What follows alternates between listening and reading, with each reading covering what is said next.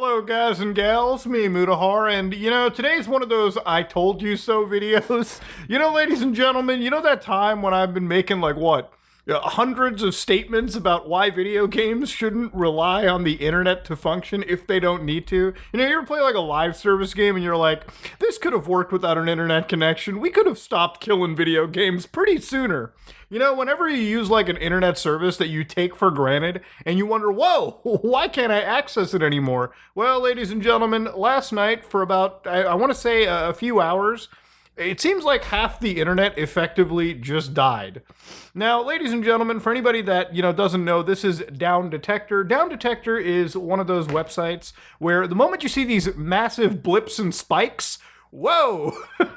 It seems like most of the internet decided to go take a shit. All the way from McDonald's to the Adobe Creative Cloud, which is still pooping itself.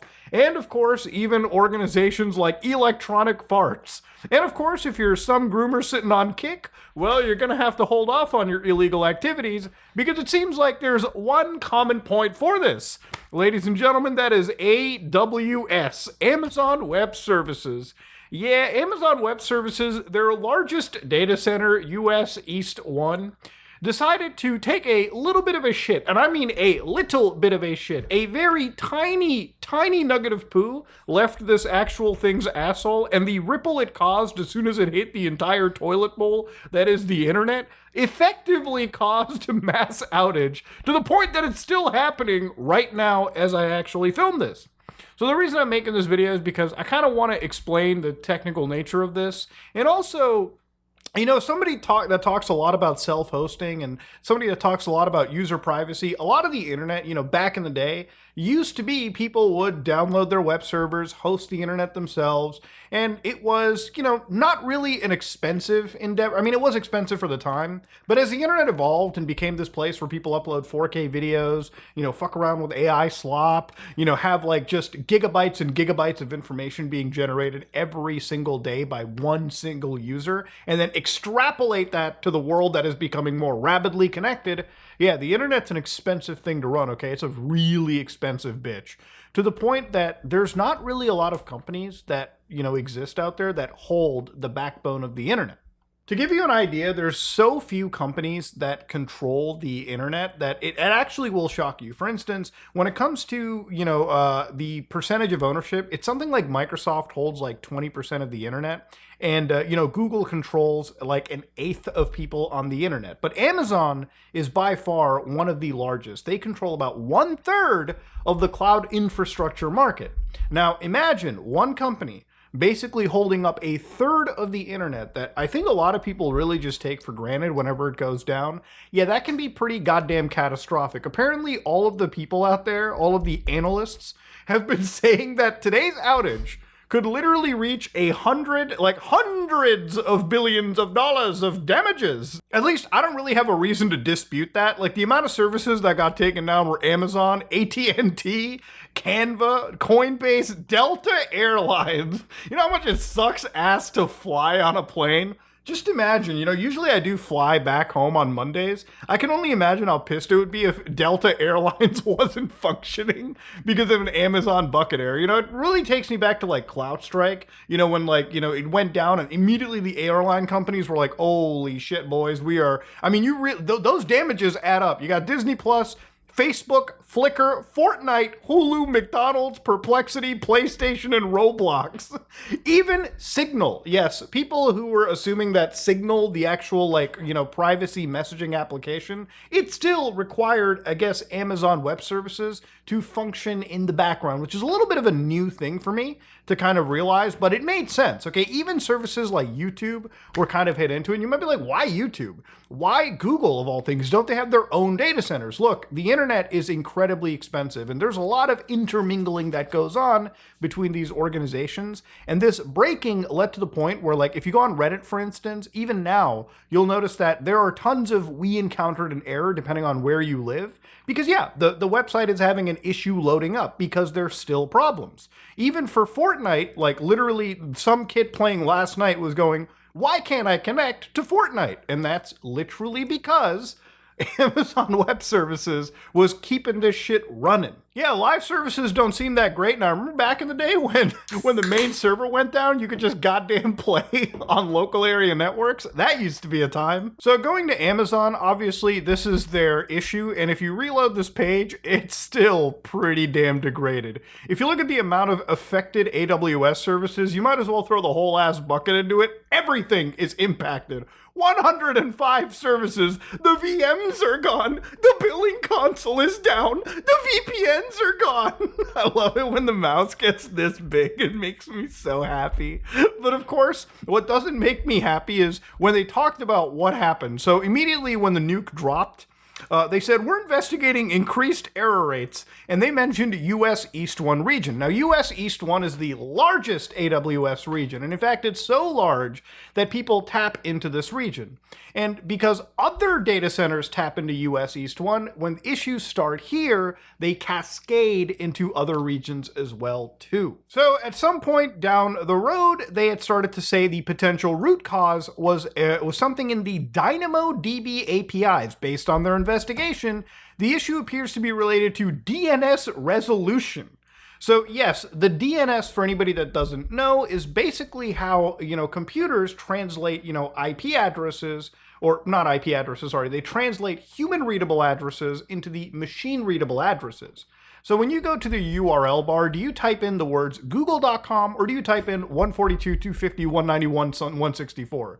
You probably don't know this off the top of your head, but you do know Google. So when you go into a URL bar and you type in Google, you send that request and it effectively resolves through a DNS server into the IP address that the browser or the computer needs in order to interact with the, world, right? That's just how it works. Now, because of this little tiny nugget of an issue, this problem where, again, the DNS wasn't resolving, it basically cascaded into issues because connecting services became a huge issue.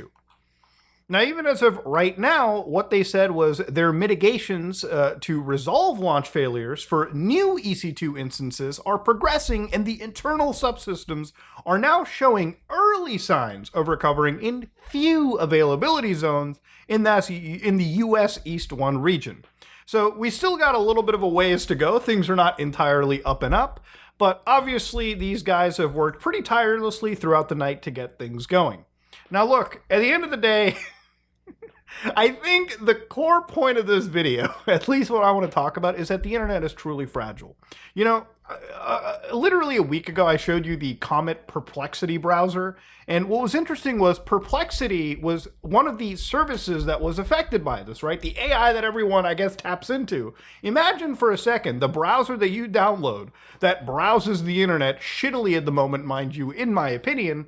Imagine because Amazon had a little bit of a fucking nugget of poo that left, as soon as that hits the toilet, the main feature of your web browser takes a fucking shit. Now, it's not really the biggest deal in the world because if half the internet's going through an outage, I mean, you might as well just wait because what's the point of agentic web browsing when half the internet gets fucking taken down? An AI that shops? Not on Amazon.com, that's for sure. At least right now. Now, again, it really is kind of shocking because obviously there are some commenters on a lot of these websites that kind of say it's the canary in the coal mine. Your data is not as secure as you think it is. It never really was secure, pal. Maybe Bezos should have spent the $50 million plus he spent on his wedding on internet security. Again, this person still doesn't know how vastly expensive the internet is. I would say $50 million is probably, I don't know, looking at the scale of it, I don't even think 50 million is going to put a dent in making this better. It's not really even like a security thing. It was the fact that, a little bit of an issue with the DNS resolver caused this problem, right? It really doesn't even seem to be like a security or a cyber attack thing. It's just a problem happened. A little bit of an issue happened that cascaded into the internet basically going down for a few hours. So somebody said Signal was down. Good thing we didn't have any ongoing airstrikes. The thing about Signal being down is pretty important to me because Signal is kind of how I communicate with a lot of my friends since we have cross-platform devices and it's just the best communication platform for us. For it to be down like this was probably one of the toughest things. Like just being cut off from your friends immediately for a few hours just kind of sucks. When you have to go back to the old landline calling method, it really just shows the true fragility of the internet. So again, it's not really about the internet going down. It's not really even about like, your favorite video game going down. It's just a stark reminder of how reliant we are on literally a few companies in the world to keep the entire internet propped up for the rest of us, right? You could be living in the middle of like Thailand, for instance, right? And because an American company's like fucking server region goes down, you start getting issues cascaded to you because of, again, how interconnected and fragile these big data centers really are. Amazon controls a third of the internet, so when issues like this happen, it really is damaging for small businesses, for big businesses, for just really anybody in general. And look, if there's any time for you to start hosting your own search engines, your own AIs, your own servers, I don't know, this might really be it. This might really be the thing, because who wasn't affected? People who had their own AIs running. Yesterday I showed you guys how to run artificial intelligence locally on your system. Like here I'm running open weight models. And even though that I have used my own search engine, Seer XNG, my own instance to connect, I literally can do internet web searches and AI stuff, again, locally on my system. As opposed to some of the nerds who log into perplexity.com or whatever other AI service that is ultimately backended through Amazon and just have lost access to whatever they paid for simply because Amazon went down. People who are playing their favorite little video game that doesn't need to be connected on the internet now realize that even if you have the best possible internet connection and services in the world, you will never be immune to when Amazon has a tiny little shit. And I'm not even entirely blaming Amazon for this. Stuff like this happens. But, back in the day, back in the early internet, okay, back in the Web 1.0 days, dare I say it, or Web 2.0, we used to have the internet going down, and it used to just be a website or two at a time. Now, it really just is most of the internet going down, or most of the really big services. Ladies and gentlemen, hopefully you learned something. Hopefully you figured out how the internet works. If you like what you saw, please like, comment, and subscribe. Dislike it if you dislike it. I am out.